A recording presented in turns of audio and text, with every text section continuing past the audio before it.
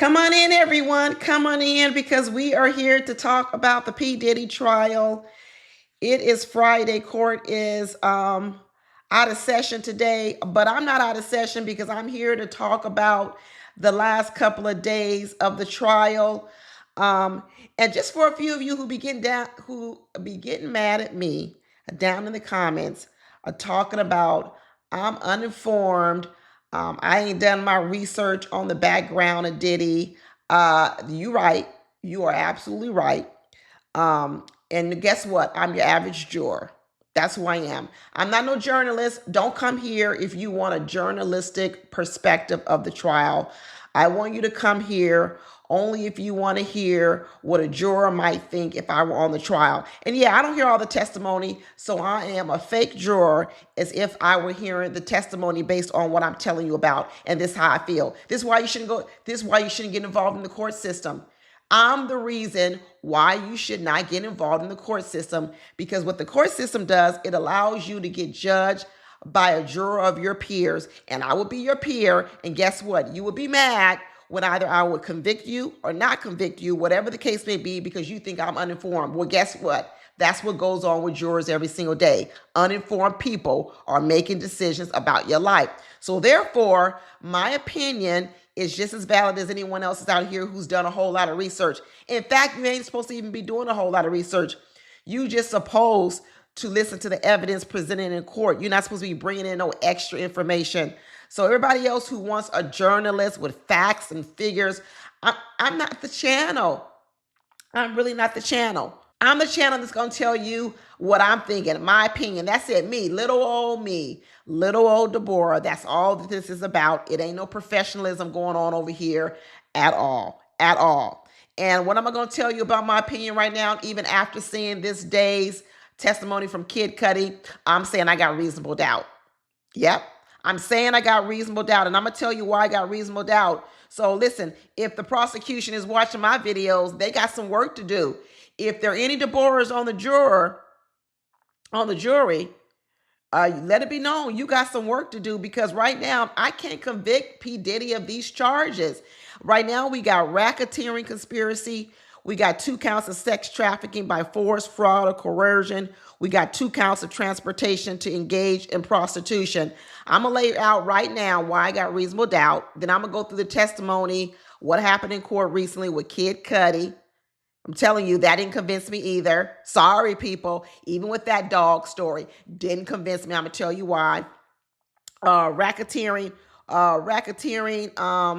I guess they're going to try to say that part of the racketeering is the arson, because that's part of racketeering, right? What do they say? Racketeering is murder, kidnapping, gambling, arson, robbery, bribery, extortion, dealing in controlled substances.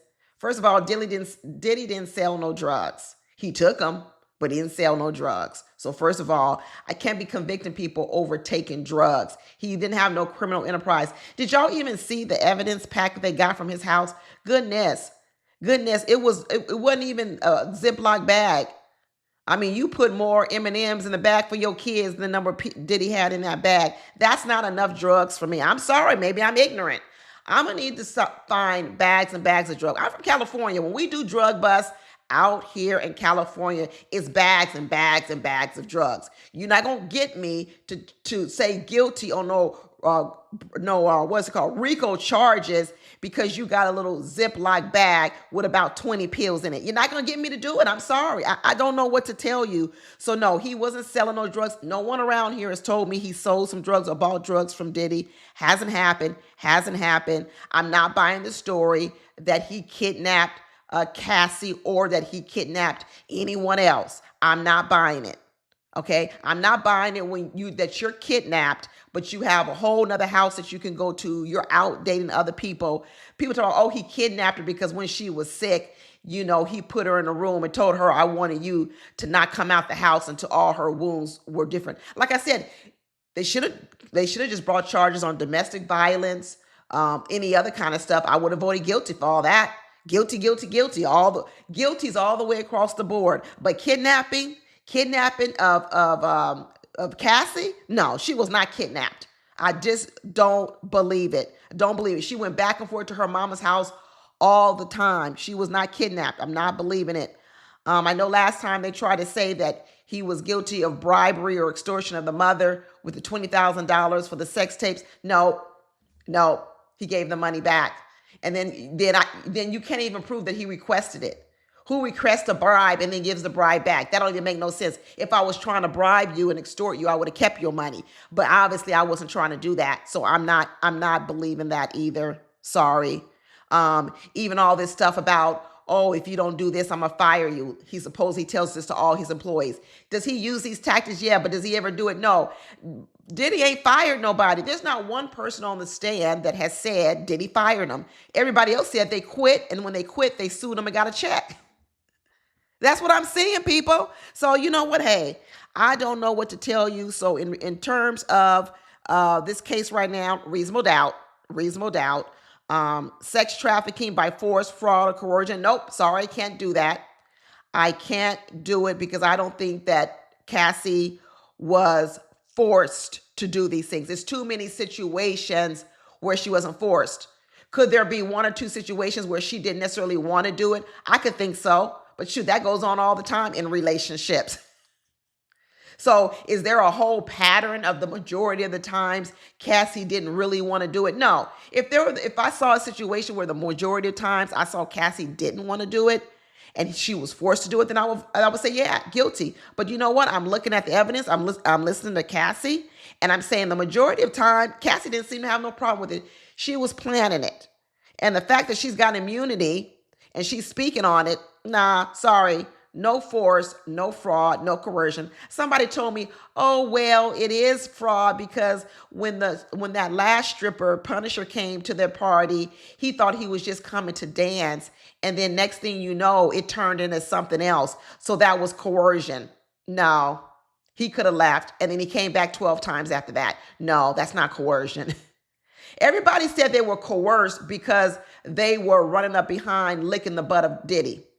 That's what they're saying. They're saying, well, I was coerced to doing what Diddy told me to do because I actually was so far up trying to be Diddy's friend, it became a coercion on me. It forced me to do it. No, you were forced to lick the booty of Diddy and lick his boots and lick his feet and be his puppy dog because what you wanted from Diddy was you wanted to see his lifestyle. You wanted his money. So really what you're saying is you were coerced through your own sickness.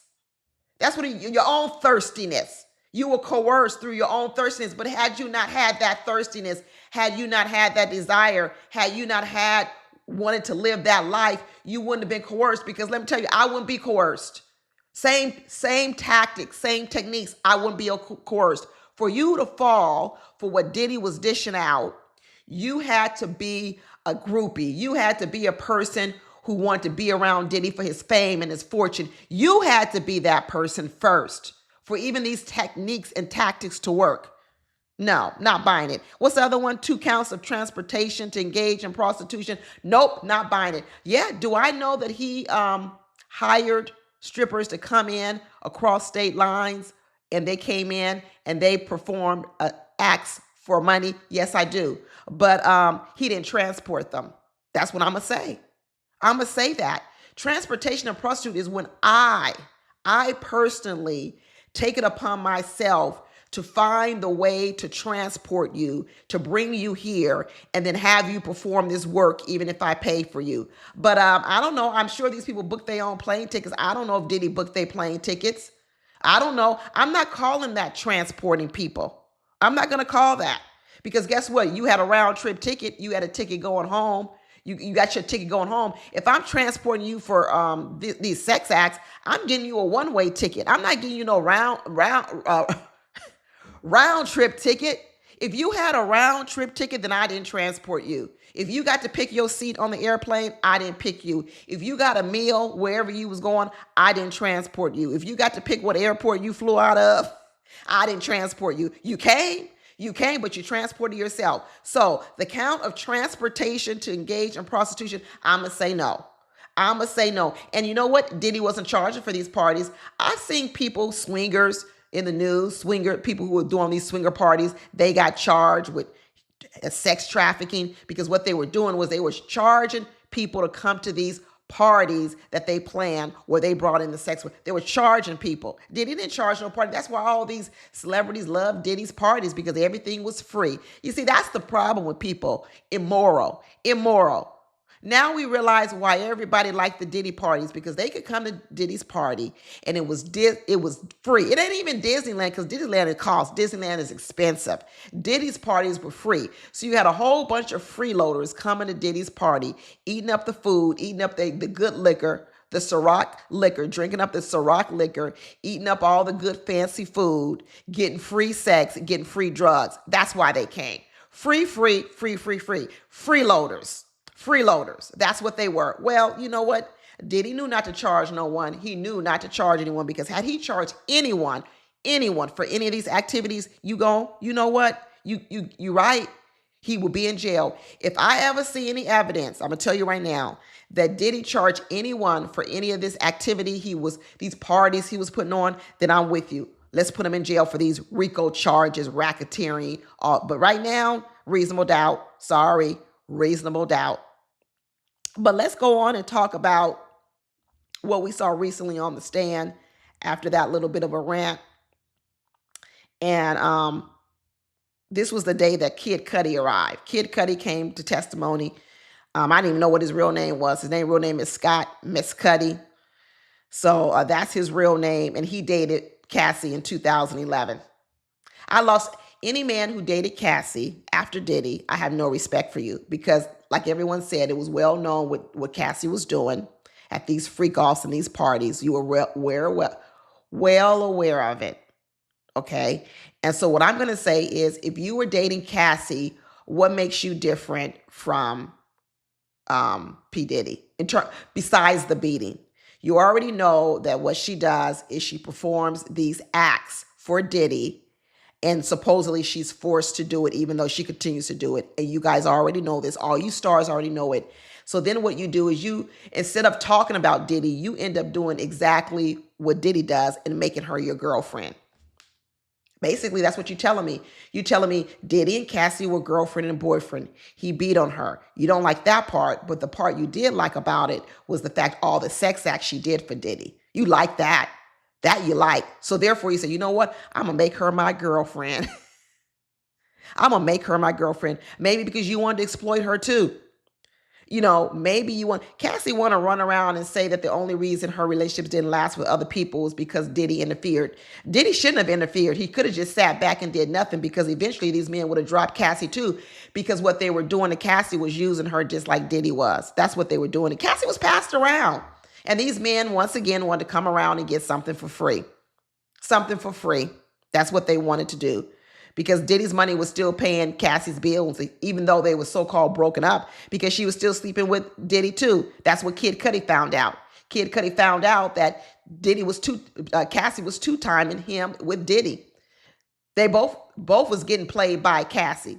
So Cassie, the weakling, Cassie, the one that is scared of Diddy, decides, I'm a two-time the very man that I'm scared of. Cassie was doing a whole lot, y'all. She was doing a whole lot. We find out that the whole Kid Cudi thing falls apart because Diddy finds out that Cassie was dating Kid Cudi. And you know how Diddy probably found out? Probably because Cassie told her. Because I believe, this is what I believe. This is what I believe. And like I said, I'm just an average juror out here. This is what I believe. Cassie told us earlier that she was upset and jealous of the fact that every holiday, Diddy would not spend the holiday with her. Diddy would spend the holiday with Kim Porter and the children and his real family. Because remember, Cassie was just a passed around woman. He wouldn't spend no holidays with her. That's why I keep saying, was she really a girlfriend? No. So Cassie would get upset about that. So it's so ironic that the time that Cassie started messing with Kid Cudi was around the holidays. You get where I'm going with this? Do you get where I'm going with this? How do you get back at a man who doesn't want to bring you around for the holidays, and for the holidays he disappears? What do? I'm going to get me some get back. That's what Cassie did. So what I'm going to do is I'm going to get with this guy, this man, Kid Cudi. And I'm going to take Kid Cudi to my mama's house. That's what she did during the holidays. I'm going to spend the holidays with Kid Cudi. And then after the holidays, what I'm going to tell Diddy is, that's fine. You was with Kim Porter and your kids, but you know where I was with? Well, you know what I was doing? I was with Kid Cudi. That's who I was with. You know, this is so basic. This is just so basic. And then what does PD do? Go into a rage like she knows he would. You see, part of this abuse, which just happened, Cassie actually looks at the abuse as if, one is she's harmed by it, but also it's a form of her also pushing the buttons of Diddy that are easy to push because he's already crazy, so that she can get his attention. And then in the end, we found out what his name, P. Diddy does exactly what we know he's going to do. He's going to go on a rage. He's going to hit on her some more. He's going to beat her some more. And then she's going to give him the address of Kid Cudi. And then she's gonna call Kid Cudi, come get me, I'm the damsel in distress, because I'm really afraid of him because he found out that I was dating you over the Christmas break when he was with Kim Porter and the kids. So can you come and get me and take me to a safe space, which is the hotel? And then when Kid Cudi comes and takes her to the safe space, which is the hotel, that is when we hear that P. Diddy calls Kid Cudi and says, I'm at your house waiting on you. So I guess that's one of these RICO charges. That's one of the threats, right? But then guess what happens? The same thing that happens with P. Diddy all the time. He talks a big game, but he never does it. The only person so far that P. Diddy really, really delivers on when I'm talking about delivering a punishing blow is Cassie. That's who, in the women. He loves to hit on women. He really does. He loves to beat up women. He loves to hit on women. But when it comes to men, for some reason, when it comes time to have a fist fight with a man, Diddy's gone. Diddy is gone. So anyway, Kid Cudi drops Cassie off at the hotel, and then he comes over, probably high, got all kind of drugs in his system, drunk, high, probably all of it's going on. And he says, that's my woman. I'm dating her. You shouldn't be dating her. I'm waiting at your house. So then I guess they say the RICO charges are going to be, there it is right there, burglary, breaking and entering. Buzz, I'm gonna have to put reasonable doubt on that, because what we learned was that Kid Cudi's house was unlocked.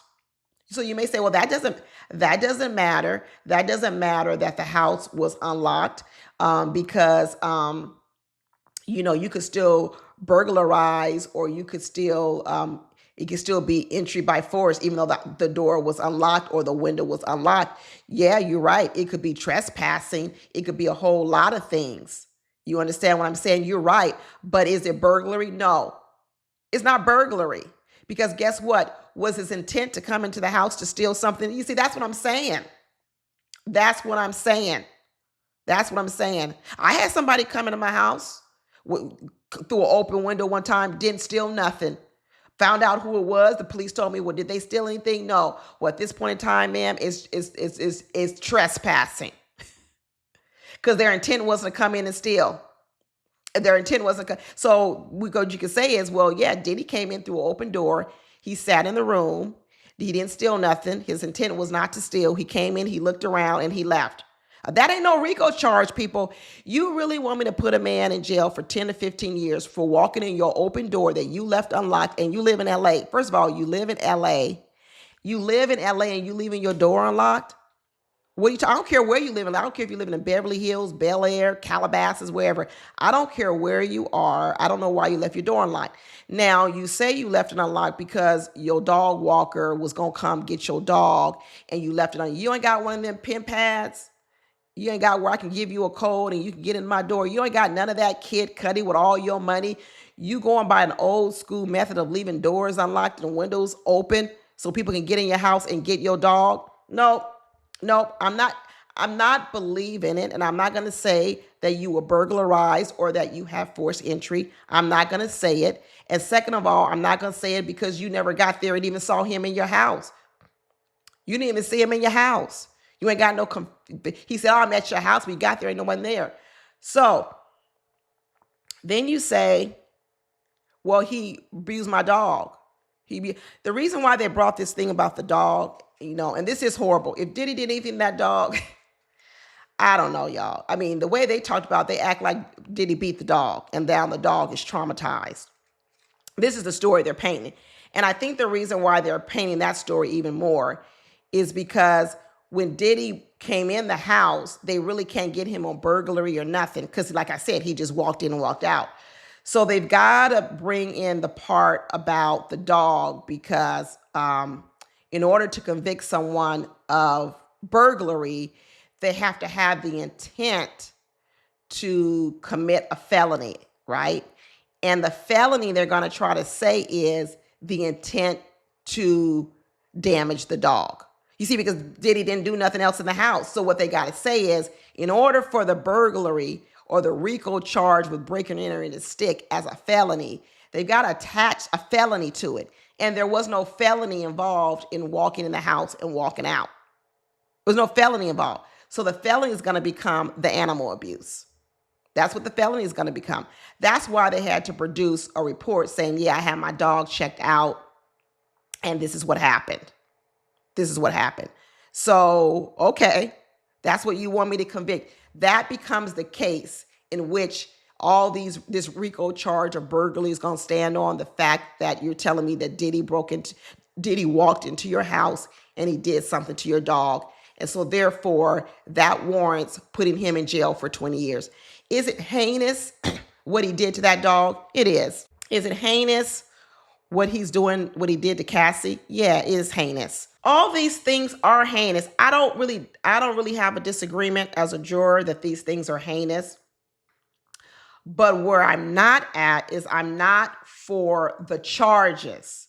I'm not with those charges. I need other charges. If you give me other charges, then I can convict Diddy.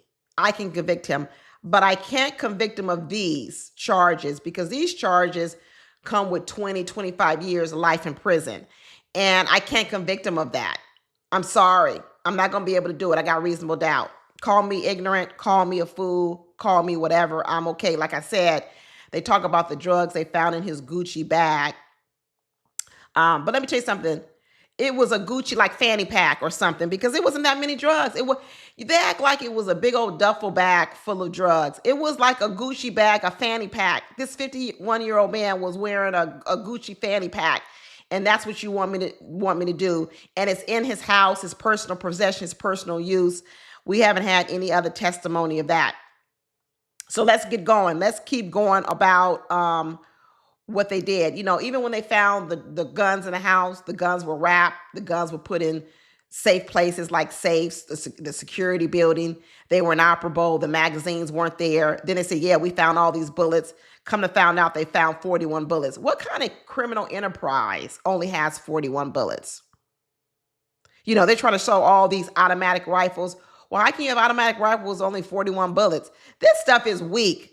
Like I'm saying, I can't convict of these charges. If you want to charge me for something else, that's fine. I'm not a legal expert. Give me another charge. I know it's illegal to cross off serial numbers off guns. Well, what would be that charge? Give me that one. Give me that one. Domestic abuse, violence. Give me that one. A dog endangerment or dog. Give me something else.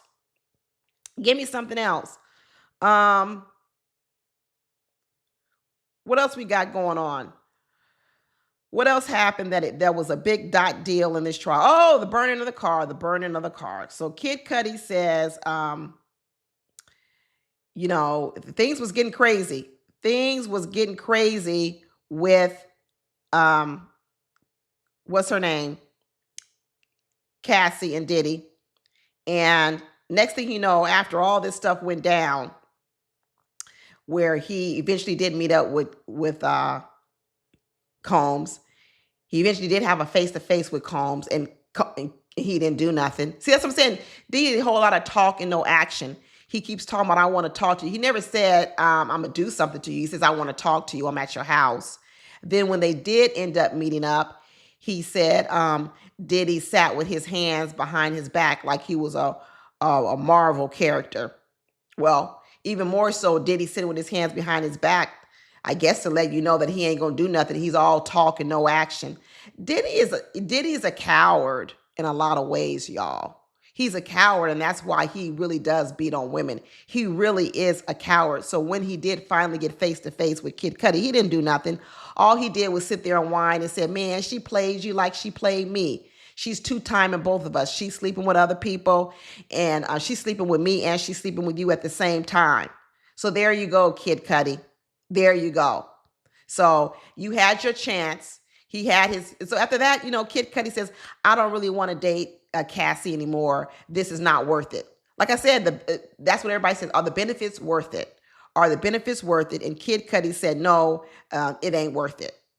And then thereafter, maybe a week after, I don't know, I can't remember what the timeline was, he said his Porsche 911 got blown up. He said his Porsche 911 got blown up. Arson. Somebody threw a Molotov cocktail through the window of the car and blew the car up. Now, do I believe it was Diddy's camp? Yeah, I believe it. I do. I do believe it was Diddy's camp. And so hopefully they're going to bring over a witness to say that Diddy told me to put the Molotov cocktail in the Porsche. Because listen, that's what you're going to need, right? That's what you need, evidence. You need evidence. So is it likely that Diddy blew up Kid Cudi's Porsche? I do. I think it's very likely that he did it. So if you got all these people to testify against Diddy, everybody's turning on Diddy because they're getting immunity. That's fine. Everybody's getting immunity that they would do work for Diddy. Because as you say, he's running a criminal enterprise through coercion. So what I'm going to need to see on the stand is I'm going to need to see the person who actually put the Molotov cocktail in the Porsche and who said it was Diddy who ordered the hit. That's what I'm going to need, right? That's what I'm going to need. And if you give me that, then I'm with you. But if we're just going to go off that my car got blown up and I'm a rapper and a lot of rappers have lots of beef, even though I believe it, I'm still going to need evidence. That's where the reasonable doubt is. You got to present evidence. You just can't present people's theories because otherwise I could come with a theory. Like y'all over here asking me for evidence. Well, I need evidence, right? Because Diddy's going to deny he did it. And we all know that Diddy didn't do any of his dirty work, which means someone did it for him. Diddy was smart enough not to do his dirty work. Diddy didn't go get his own drugs. Diddy did not have sex with prostitutes. So far from what we heard, he only had sex with Cassie. And Diddy didn't throw that Molotov cocktail in the Porsche, but I believe more than likely he had someone do it for him. Then you're going to need to find that person and you're going to need to have them come on the stand and said, "I was hired by Diddy to do this." Just like normal mob people or mafia people, when people say, "I was hired by the kingpin." We got to stop calling Diddy a kingpin because Diddy ain't walking around acting like no kingpin. This is not kingpin stuff, y'all. So like I said, could I believe that it could happen? Yeah, just like I could believe he scared that dog or kicked that dog or beat that dog. Yeah, I can't believe all those things. But for me to put someone in jail for 30 years, I'm going to need more. I'm going to need a whole lot more. I really am. I'm going to need a whole lot more than to put someone away for 30 years. I wouldn't take the job lightly. I wouldn't. They talked to some more of his assistants. And all the assistant talks about is how Diddy was on drugs, Cassie was on drugs, Diddy beat Cassie. I mean, they've told us over and over again that Diddy beats Cassie. They don't need to prove that to me no more. Is one thing I'm solid on, y'all, like I said, is he did that girl wrong. Wrong. He beat her a lot. And the idea that he would go and pick up $10,000 for Diddy, they want me to think that's a big deal. It's not a big deal. For a man in the rap world, for them to walk around with cash, it's not a big deal. I don't know why they keep thinking they're going to impress me with talking about how much cash Diddy had in his fanny pack. It's not going to impress me. That's what the rap world does. They like to walk around with a bunch of cash. That's not enough for me to put some RICO charges on you. It's just not enough. He bought drugs, yeah, but for himself and for Cassie. That's what it looks like. Because nobody else on here is telling me that he brought drugs for them too. Besides, if you came to a party and it was like hors d'oeuvres laid out on the table, snacks, charcuterie board of drugs, I don't know. You didn't pay for none of it. You wasn't forced to take none of it.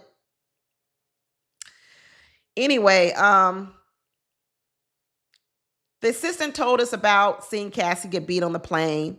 And then when Cassie was getting beat on the plane and people were on the plane, they would look at it and turn their head. And Cassie was like, y'all don't see none of this. You don't see what he's doing. You don't see what he's doing. And then Cassie would be arguing back and forth with Diddy, and then he would beat her some more. And she's like, don't know. I don't want to laugh at the situation. But after a while, after hearing all these situations with Cassie, there's another doubt I don't have in my, talk about reasonable doubt. You know what I don't? Cassie was here for the money, the limelight. She even said it. She was here. She wanted Diddy for herself, to be her man. She didn't want Diddy to be sleeping with other women. And the way she stayed in his life, this was the price she was paying, and she was willing to pay that price. She was willing to pay the price of getting beat as long as she could get her bills paid and she could be in Diddy's life. When it no longer served Cassie, as Cassie got older, and Cassie probably started to realize there's other things I could be doing with my life, and this isn't all that, Cassie then left. And then when she did leave, looks like Diddy let her go. So, I just can't say it was coercion. I can't say it was kidnapping. I can't say any of this is going on. Even all this stuff around kidnapping, that when Cassie was high or drunk or after he finished beating her, he would have her sit in the house and he wouldn't let her go. He would send this assistant to go get her nursing things like witch hazel and all these things to take down the swelling because he had just finished hitting her. And that's what I think they're also calling kidnapping. That's what they're calling kidnapping. But eventually, just like everyone else did, once everyone realized that it wasn't worth it, the price they're paying wasn't worth it, they left. So this assistant said the same thing. I was there, and he had a whole lot of, he said a whole lot of nice things about Diddy. He sure did. He said, and darn near it was almost the best job he ever had, and he really admires P. Diddy. You admire a man that you saw beat up a woman like this? How can you still admire a person after seeing the ugliest side of them? So you see the part of the person that you like, the fame, the fortune, the power. Ooh, but then you see this dark, ugly side of him. And when you weigh the two, you can still say you admire him. Something's wrong with these people that hung around Diddy. How could the beating of Cassie not outweigh anything that you admire Diddy for? It should outweigh that. It should strike it out. You should have zero admiration for Diddy. But this assistant talked about to this day, how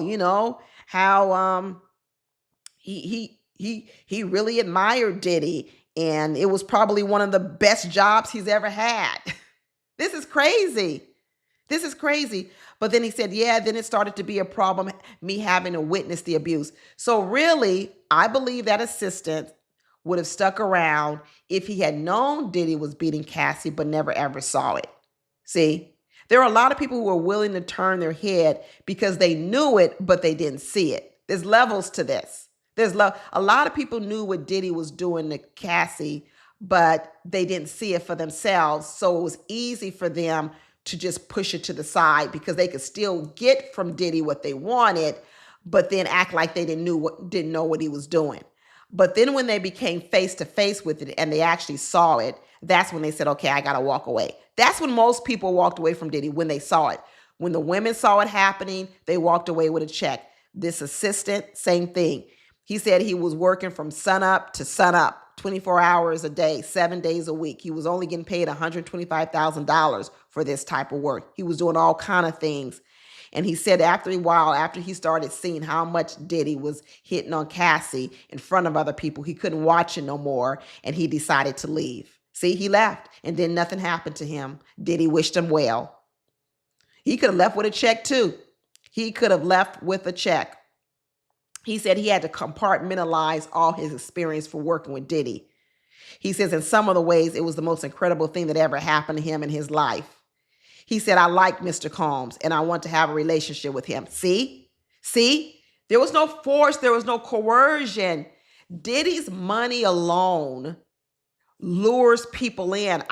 He wasn't forcing them. They wanted it. And that's it. They wanted it. That's the same thing with Cassie. They wanted it. And it just so happens that Cassie was willing to pay a higher price for it than anyone else. But everyone points to the same thing. They wanted to be around Diddy. And even when they knew what he was doing wrong, they still want to be in their presence. Because let me tell you, Diddy is sick, but so are all these other people. Everyone who was involved with Diddy, everyone, from the rooter to the tutor, from the head to the toe, they're sick too. They are sick. Let it be known. Let it be known. So eventually he quit. He quit just like everybody else quit. He saw Diddy throwing apples at another girlfriend named Gina.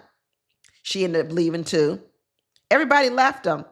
Everybody left him. I wonder if we're going to hear anything from J-Lo. Was he beating on J-Lo? Did we ever hear anything from J-Lo? Is she going to be taking a stand? That's what I want to know. But you know what, everybody, we got a holiday with Notorious B.I.G.'s birthday. Please. How could you be talking about this experience in any type of glowing or wonderful terms when so much of it was wrapped up in this? If Diddy is running a criminal enterprise, like I said, I can't vote guilty on these RICO charges and all this. I can't vote for this. Kaplan talking about the lifestyle of Diddy was so impressive. It was like drinking from a fire hose. This is crazy. He said, although he saw Diddy beating on Cassie, he never saw her threaten her. He never said, if you leave, I'm going to kill you or nothing like that. He said he never saw anything like that. Eventually, everybody leaves, just like all the ladies left. Kid Cudi said, I'm out. I'm out. Cassie, your P thing ain't worth all this. I got to experience what I wanted to experience. I wanted to know what Diddy was experiencing, and I got to experience it. And now that I've experienced it with you, I'm going to go ahead and I'm going to bow out because this ain't worth it. This ain't worth it at all. And I'm not going to file no charges against Diddy. I'm not going to do nothing, probably because he called the police on Diddy. The police came and the police said, did he rob you? Did he take anything? And Kid Cudi said no. Then that's probably why the police didn't do nothing either. Okay. And then all the stuff about his dog, we're like, I don't know if you can prove that. I don't know if you can prove that. They said when they found the dog was locked in the bathroom, crying, scratching on the door. Toilet paper was everywhere. It sounded like the dog was having, was the dog having a result of what Diddy did to the dog within the last 30 minutes? Because you got there real quick. Or is it because your dog was having a temper tantrum being locked in the bathroom, period? Because Kid Cudi said his dog normally gets to run around the whole house. Without Diddy involved, have you ever locked your dog in a bathroom or anywhere when they're used to running wild and they try to scratch and claw their way out and they pull all the toilet paper? They be eating up cushions in the couch. Listen.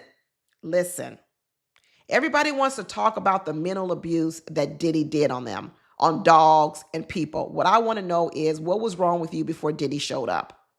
Really? You want me to believe that Diddy in 30 minutes made your dog go crazy? In 30 minutes. Diddy calls you, says, I'm at your house. You say, I'm on my way. You get there within 30 minutes and you're telling me Diddy all of a sudden made your dog crazy. That's what I'm saying. This is as crazy as saying that Diddy made Cassie. Because I'm saying Cassie was already broken. My belief is that Kid Cudi's dog was already broken. He was in there having a temper tantrum, just like a lot of dogs do when you lock them in the bathroom and they don't want to be in the bathroom. They're scratching and clawing on the door. He's over there pulling all the toilet paper off the toilet paper thing, everything. That RICO charges, people, RICO charges, no, sorry. Reasonable doubt. reasonable doubt. Like I said, the only one that I'm really leaving a little bit of openness for is this arson. Okay. Because right now, um, I can believe it. I can believe that Diddy was behind the Molotov cocktail. But I already know Diddy is saying he didn't do it. So if Diddy is telling me he didn't do it, you're going to need to bring some evidence to me that Diddy do it, that Diddy did it, or that Diddy directed it, or Diddy told someone to do it. So bring me that person to the stand. Bring me the person to the stand that's going to say, Diddy hired me to burn up Kid Cudi's car, and I do have immunity. So therefore, I'm going to tell you the truth. If you tell me that, I'm with you on the arson charge. But if this just is a matter of Diddy blew up my car and I'm a rapper and who knows? All you researchers, does Kid Cudi have any beef with anybody else out there? Please. Any other beefs? I don't know. I don't know. But I'm not really buying the whole dog story either. So it just ain't enough, y'all. It ain't enough. It ain't enough for me. So I know the trial's going to be 2 months. A prosecutor, if I'm a juror, prosecutor, you're going to need to do some more work on me. I'm still open to it. I haven't closed the door. I haven't said I'm voting not guilty. No, I'm just saying that right now I still got reasonable doubt. So you're kind of telling me the same story over and over that Diddy beat Cassie. I'm good with that. I'm like, yes, I'm with you. You don't have to prove that to me no more. But what you're going to have to improve are all these RICO charges, and you're going to have to prove to me that he was running a criminal enterprise with a baggie full of drugs, a small little baggie of drugs. That's not enough. And 41 bullets. And $10,000 in a duffel in a fanny pack. It's not enough. It's not enough. It really isn't enough. And some more people are going to have to really be kidnapped. Besides Cassie. Cassie really ain't no good witness, y'all. I'm sorry to tell you. I think they thought Cassie was going to be a good person to prove the case. Cassie, for me, backfired. You better bring somebody else. You better bring someone else to talk about that they were kidnapped and coerced. Because right now, we're not finding anybody else who was really coerced besides Cassie. A lot of this is hinging on Cassie's testimony, and her testimony wasn't strong for me. It wasn't. Because everybody else's testimony is that Diddy's crazy, he's violent, and then what they did was they left. They left. So he's just a violent, crazy, tyrant man who beat on women, which means put him in jail for that. Put him in jail for that. Anyway, let me know what y'all think, and I'll talk to you later. Bye.